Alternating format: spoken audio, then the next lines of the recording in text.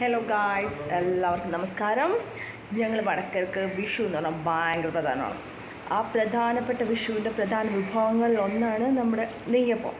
പണ്ടൊക്കെ അമ്മൂമ്മമാരൊക്കെ ഉണ്ടായിരുന്ന സമയത്ത് അവർ വീട്ടിലുണ്ടാക്കുമായിരുന്നു. പക്ഷെ ഇപ്പം നമ്മളെ കൊണ്ട് പറ്റില്ല. പിന്നെ ഞങ്ങൾക്ക് ഒരു കുഞ്ഞു ബേബിയും കൂടി ഉള്ളതുകൊണ്ട് അമ്മച്ചിനെ കൊണ്ട് ഒട്ടും പറ്റില്ല. സോ ഞങ്ങൾ നെയ്യപ്പം വാങ്ങിച്ചു.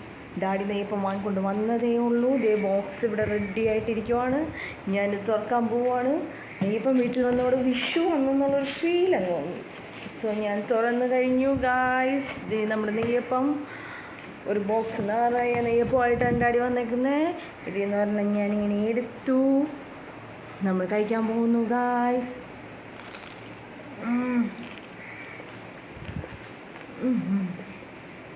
സൂപ്പറായിട്ടുണ്ട് ഗൈസ്. നല്ല ചൂടോടെ വാങ്ങിക്കൊണ്ട് വന്നിരിക്കുകയാണ്. അടിപൊളിയായിട്ടുണ്ട്.